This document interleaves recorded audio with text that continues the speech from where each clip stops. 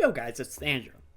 So this is the fourth part of my long series I'm giving of my first new player impressions on Guild Wars 2, being an MMO vet having played other MMOs like WoW, Final Fantasy XIV, Elder Scrolls Online, RuneScape, and others, and giving my impressions on everything Guild Wars 2 has to offer to a new player like myself.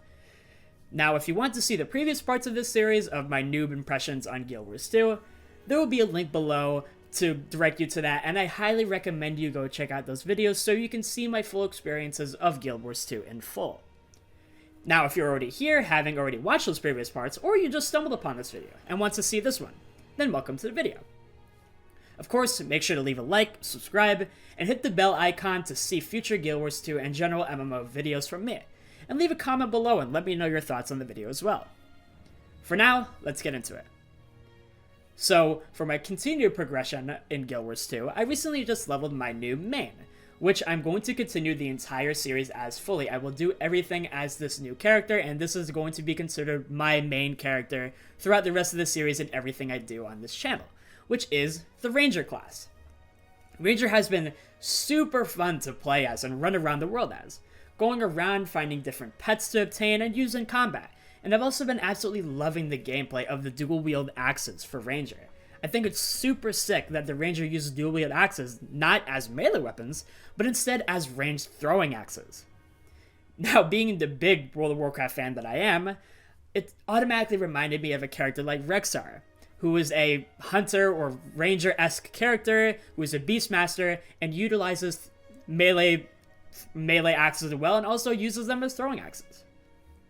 You don't see a throwing axe type of weapon in games that often, but Guild Wars 2 really does it well, and it's been an absolute blast to use, so this has definitely been my main weapons, and I've enjoyed them the most, and I'll get more into stuff like this later in the video in the combat and character progression part of this video. On top of that, even more of my friends have been joining Guild Wars 2 and have been trying it out. So that did slow my progression down a little bit, and I've been running around doing stuff with them, trying to get them into the game, but it's been an absolute blast, and I'm really excited to do more content with them as well.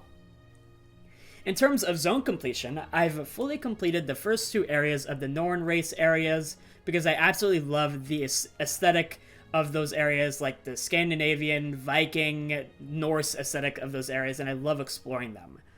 But after that, I've been kind of running around all over the place because my story takes me to a bunch of different areas, but I do want to fully complete all of the Norn areas on my character during my leveling experience. Now, to get into my personal story. My story has extended outside of my personal human storyline, and now I have joined the Vigil Order to put my character's talents into true action to help stop the dragons that threaten the existence of Tyria. The Vigil was founded to unite all of the races of Tyria to face the minions and allies of the Elder Dragons head on with full brute and army strength, and I really like that about the Vigil, which is why I chose them. They're awesome.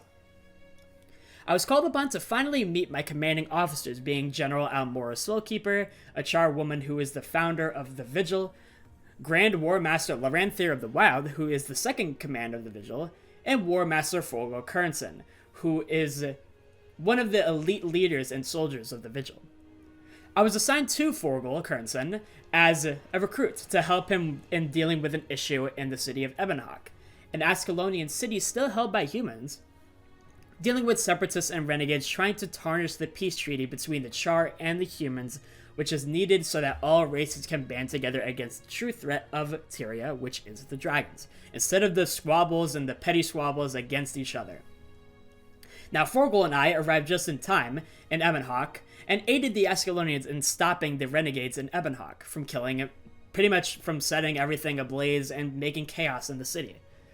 Once that was dealt with, Forgol and I wanted to figure out what the Char's renegades were doing and what their new leader, Ajax Avalburn, was doing as well.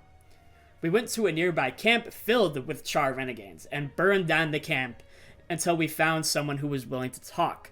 And we learned from one of the Char renegades in that Char renegade camp that Ajax Anvilburn was going to kill a local Crichton diplomat from Divinity's Reach, and was going to frame one of the Char diplomats that wanted peace with the humans with the killing. They were going to frame him so that it looked like that the Char were the ones that assassinated him.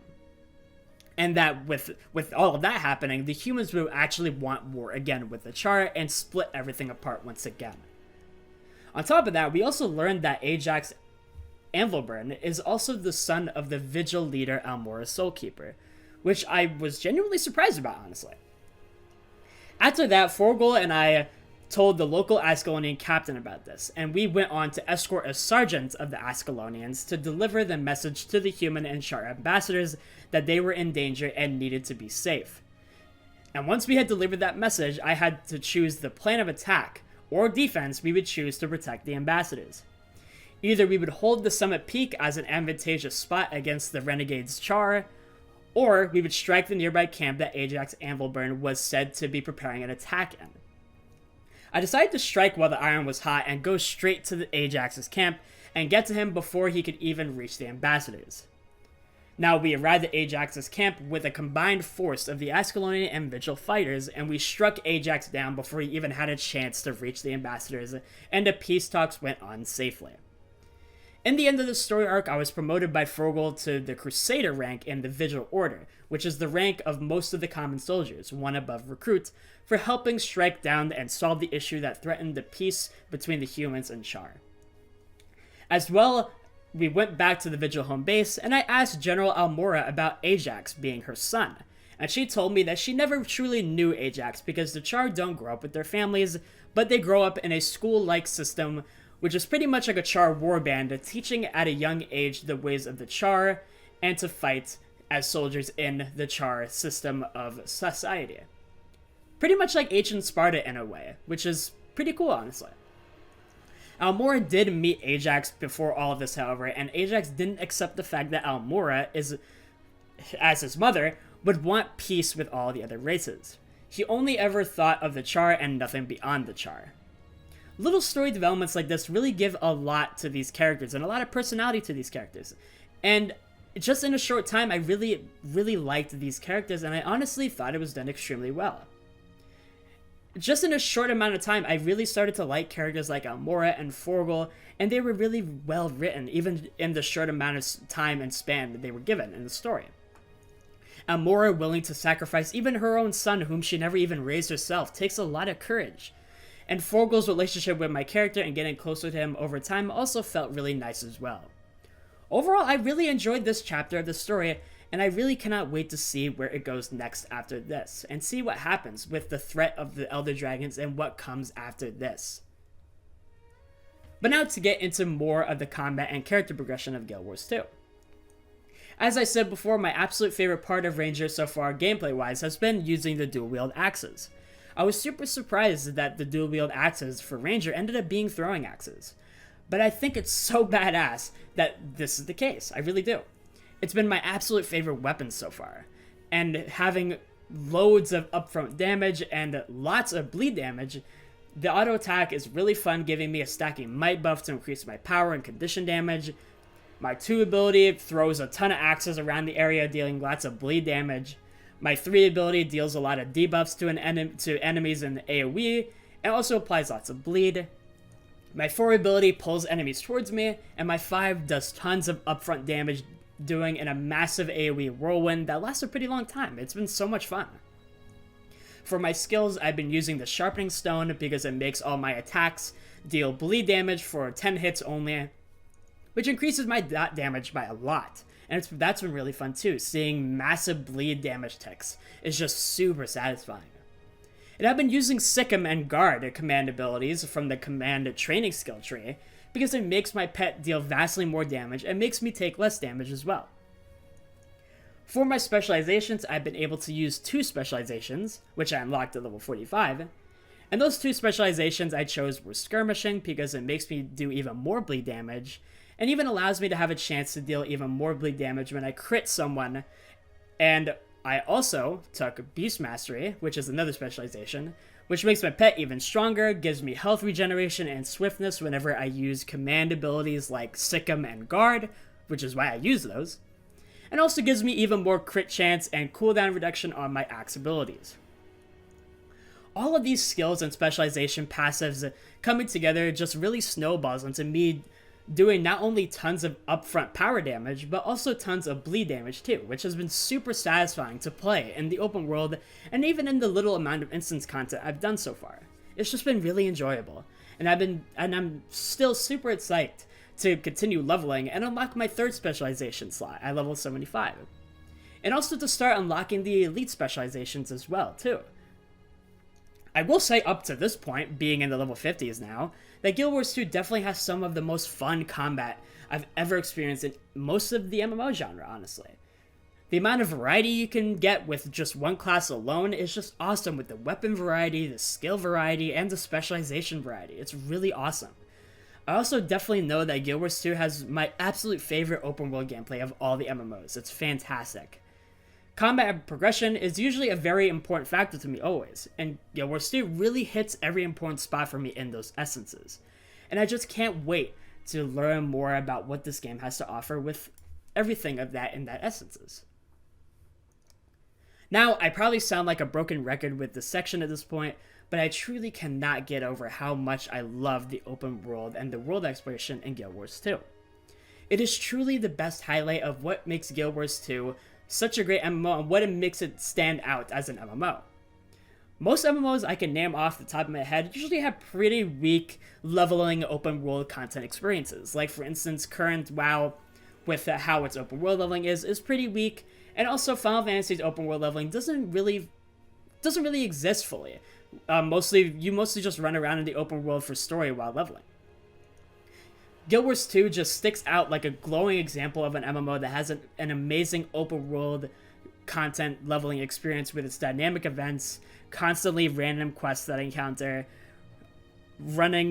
just NPCs running around and trying to talk to you, asking you to help them with certain things that open up even more quests, and the jump puzzles that also you can do, and the multitude of other activities that you can do as well that I'm probably missing. But I'm sure I'll learn more about those over time. On my journeys from 40 to 50, I didn't do a ton of open world, as I was doing a lot of stuff with my friends, like helping them in areas I've already done, or also the second dungeon I experienced as well, which was Codicus Manor. But I did experience a couple of things that I really enjoyed. For instance, I was running around in the Gendaran Fields, one of the human zones, and an NPC ran out to me saying that they needed help, and that their town had been overrun by pirates. So I clicked on the NPC's dialogue, and it started a quest to help stop the bandits from burning down the village by defeating all the bandits in the area, and also putting out the fires with water buckets that were spread around the village.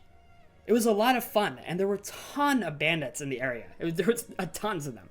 But again, it's just another great example of how dynamic the Guild Wars 2 world is. I didn't even plan to stumble upon an event like this. I was only in the Gendaran Fields because I was trying to get to one of my personal story quests.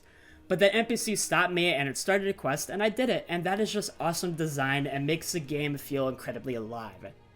And on top of all of that, once the village was saved and all the villagers started coming back and doing their own thing, another event appeared in that same village, over a group of kids, a Norn kid, a couple of human kids, and a Chard kid, and they were all looking for someone to help them find treasure in the area because they wanted to go treasure hunting.